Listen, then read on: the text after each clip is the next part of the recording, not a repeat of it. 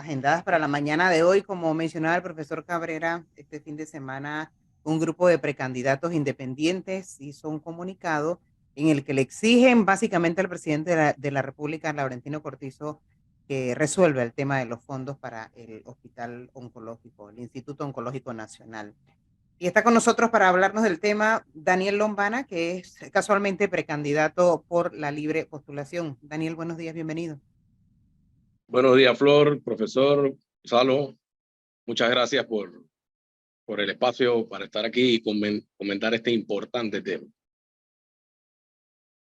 ¿Cuáles fueron los elementos que llevó a este grupo de gente joven, por cierto, creo todos muchachos y muchachas profesionales de este país, que están aspirando a ser candidatos y como que hicieron un alto en su recolección de firmas y en sus organizaciones para producir este documento? Profesor, yo creo que es una preocupación que yo llamaría de sentido común, pero a veces pareciera que el sentido común es lo que más hace falta en las decisiones políticas que a veces toman los políticos, valga la redundancia, y más cuando están en gobierno. Porque parece algo muy lógico que la salud de los panameños siempre debe ser una prioridad por encima de los fondos que se utilicen para otro tipo de gastos en el presupuesto. Y ahí me quiero quedar con algo que mencionó don Rubén Castillo en la entrevista pasada, donde él predicaba decisiones lógicas, no con base en consignas ni con base en búsqueda de causas que no obedezcan a los mejores intereses de Panamá. Y precisamente esa es la motivación que la semana pasada hubo una indignación a nivel general sobre el tema del hospital oncológico,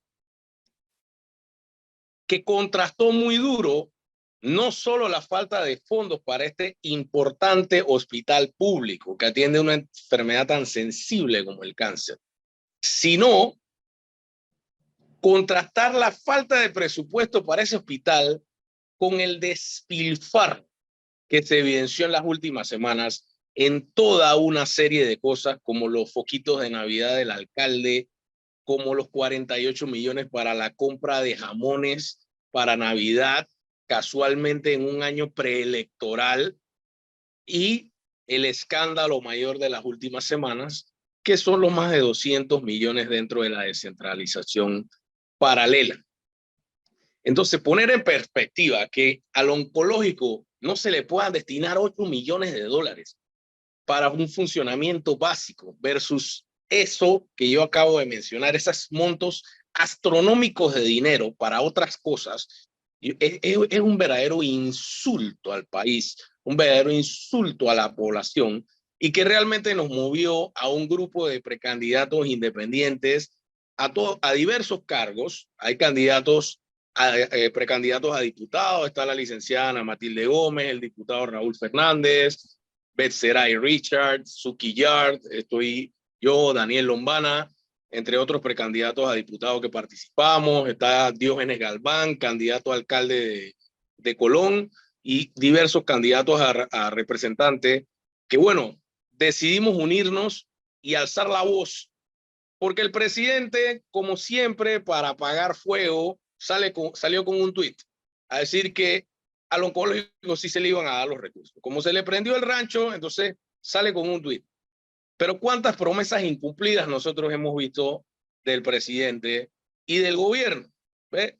Y ya estamos cansados de estos apagafuegos. Lo hemos visto en un montón de temas. Lo vimos en el tema de la caja de seguro social, apagafuego, convoca una mesa y entretenlos ahí y al final no resolvemos Pero nada. en este caso, Daniel, ¿usted cree que ese apagafuego va a dar resultados? Porque hemos visto en otros casos como el tema de la caja de seguro social que todo queda en nada. El tema es que ahorita es un tema de prioridad porque la gente, como se dice en buen panameño, la está viviendo en el Instituto Oncológico. Hay pacientes que no pueden atenderse en estos momentos porque no hay capacidad, no hay los medicamentos, aunque el vicepresidente Carrizo dice que sí, que no hay problemas de falta de insumos y de medicamentos en las instituciones de salud pública. Ustedes, qué bueno que emitieron ese comunicado y que están tratando de meter presión al igual que el resto de los ciudadanos por todas las vías de redes sociales. Pero ¿ustedes creen que realmente el presidente va a ir más allá del tuit a resolver el problema pronto? Que es cuando se requiere, pronto, o sea, no es para hoy ni para mañana, sino para ayer. Pero es que precisamente eso es parte de lo que nos motivó, porque como tú lo dices, no hay una certeza de que después de ese tweet van a venir acciones.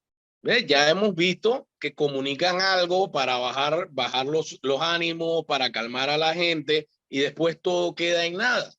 Entonces, precisamente eso es parte de lo que nos motiva y yo sí como precandidato a diputado creo que una de las cosas más importantes que tiene un diputado una vez llega a la asamblea es ejercer la representatividad, es alzar su voz.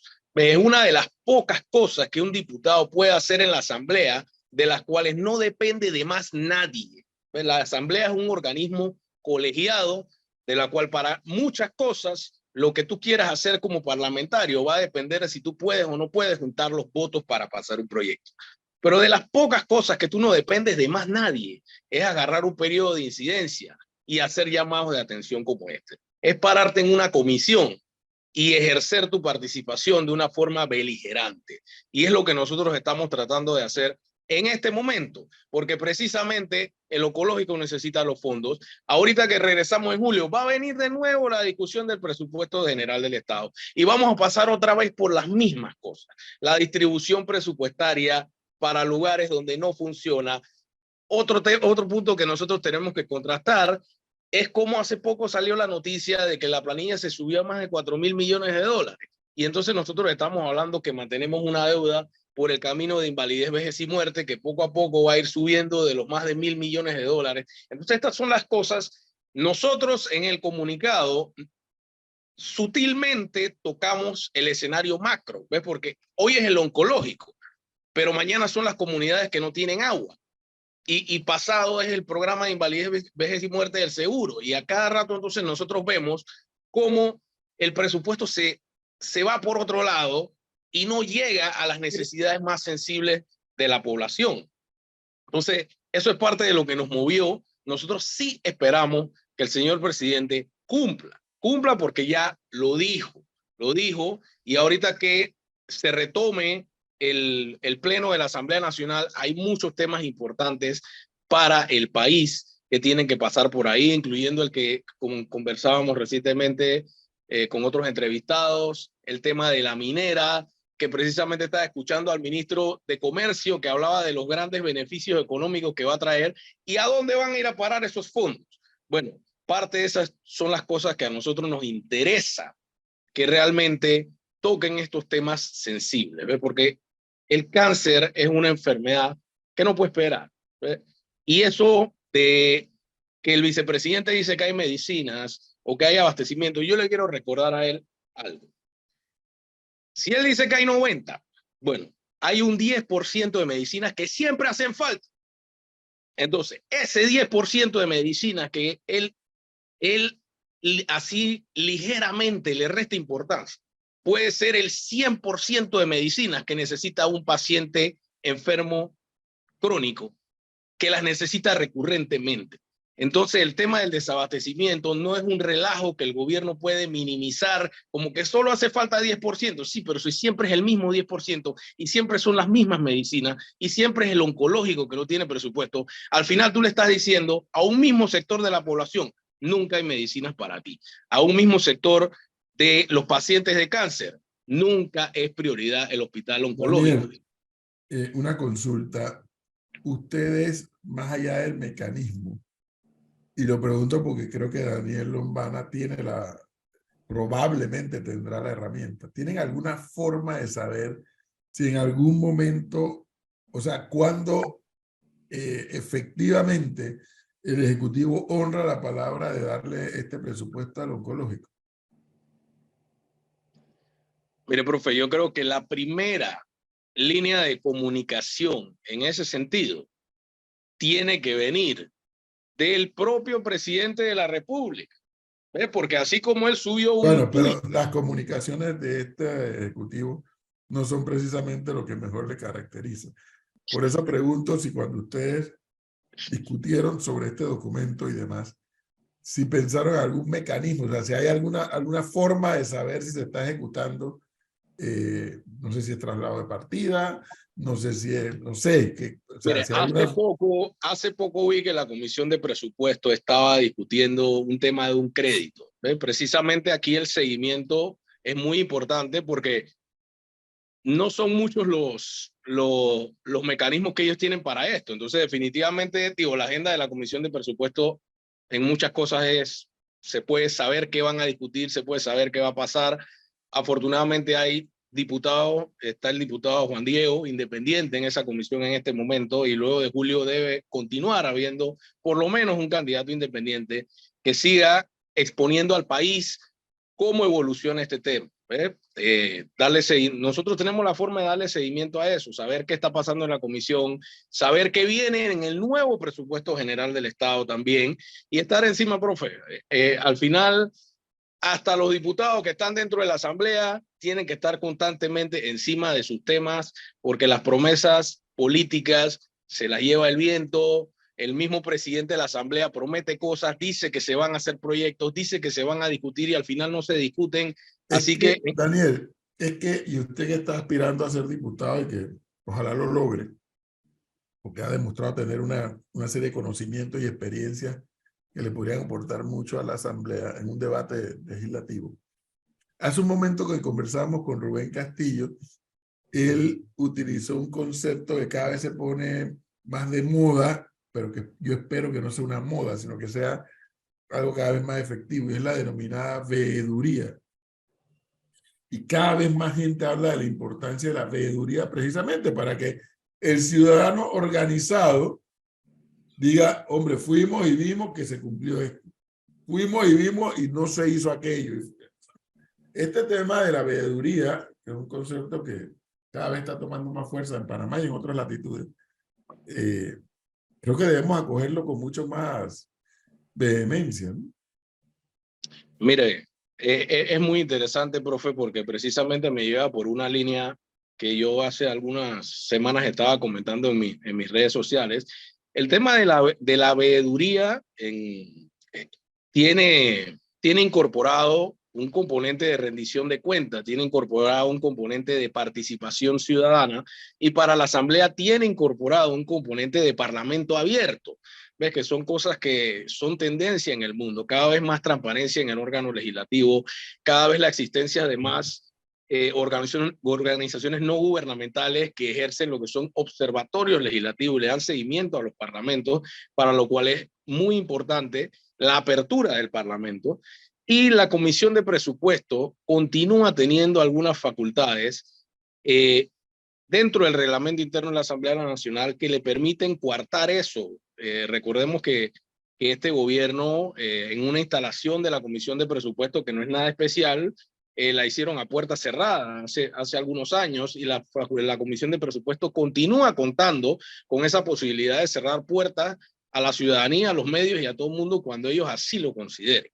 Si bien yo creo que hay algunos temas excepcionales como la seguridad nacional, temas de combatir el narcotráfico o temas de ese tipo que pueden requerir algún manejo reservado por el tema de que obviamente la criminalidad no puede entender a fondo las estrategias del Estado contra ellos.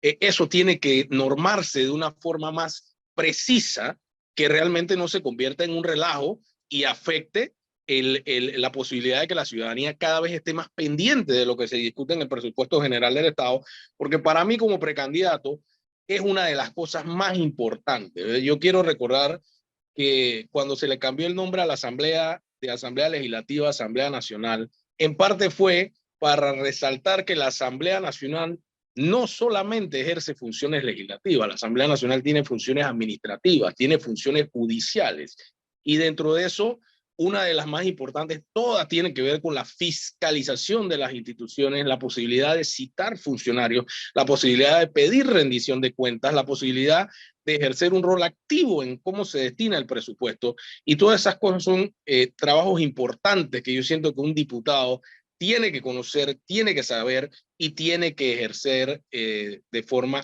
activa. A veces siento que hay diputados que son muy observadores y yo creo que uno está ahí para representar a la población, no como un representante de corregimiento, sino como un representante ante el órgano legislativo ejerciendo las funciones que como parlamentario la Constitución nos da. Hay unos que llegan ahí nada más a decir presente. Y más nada. Que nadie Pero hay bueno, gente que nadie los conoce. sí, sí, sí, sí.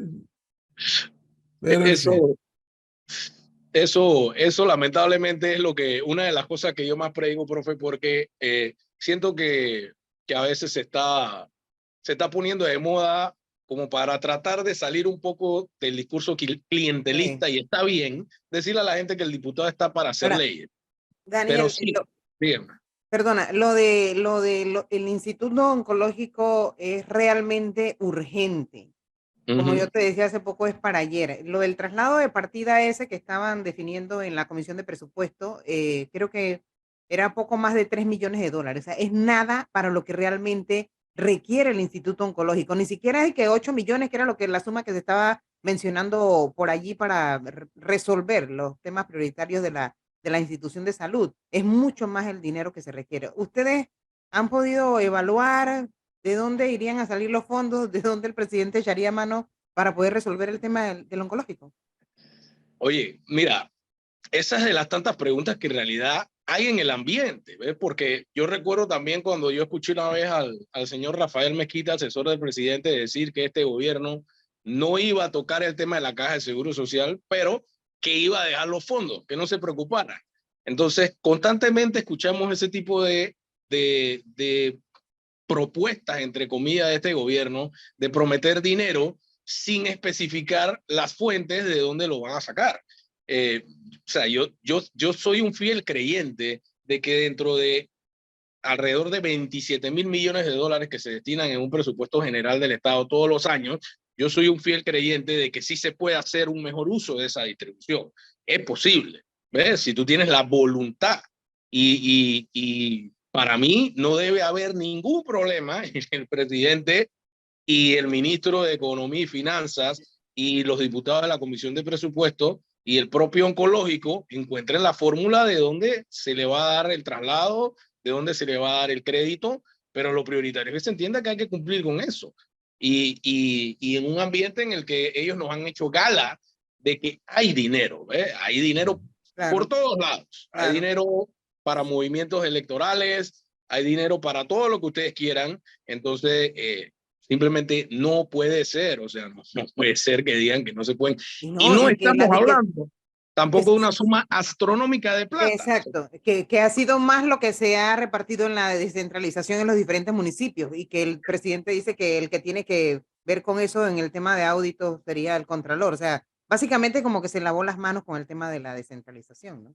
Sí, que eso a mí Los me fondos. parece una infamia porque, y yo estoy dándole un análisis para tal vez algunas acciones que planeo emprender a nivel legal, porque la descentralización por constitución es una responsabilidad del órgano ejecutivo.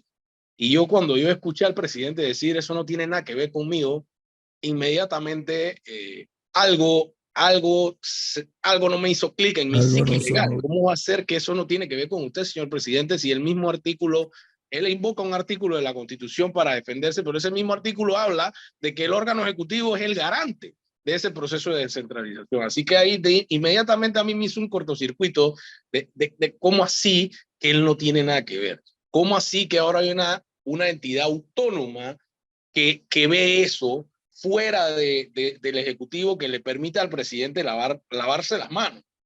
Y me vino el recuerdo del tema de cuando se creó aquella institución, la ANIP, la Autoridad Nacional de los Ingresos Públicos, que precisamente fue declarada inconstitucional por el mismo tema, por sacar del órgano ejecutivo competencias que la Constitución privativamente le da al Ejecutivo Y yo estoy viendo algo que me suena bastante similar con lo que está pasando con la descentralización, porque es una responsabilidad del presidente, es una responsabilidad del órgano ejecutivo vigilar la recaudación, las rentas nacionales, todo eso lo dice la Constitución. Entonces, Yo le quiero sí. preguntar, pero no, sino al profesor. Profesor, el profesor puede revertir, no revertir sería la palabra, sino cambiar los destinos de unos fondos. Por ejemplo, el tema de que ya anunciaron que van a gastar 25 millones de dólares en pavo y jamón para diciembre. Se puede decir, ¿sabe qué? Esa plata la vamos a usar para lo oncológico y ya no va a haber pavo y jamón. Sí, eso es el traslado de partida. Pero no lo va a hacer. Bueno, por eso yo le estaba preguntando a Daniel Lombana si ellos, más allá de haber redactado el documento, que está bueno, por cierto, tiene buen contenido, si han verificado cuáles serían los mecanismos para fiscalizar que ocurra en la entrega de los 8 millones que necesita el oncológico para seguir funcionando adecuadamente, para no decir de Mínimamente. mejor forma. Exacto. ¿Sí? Eso es así.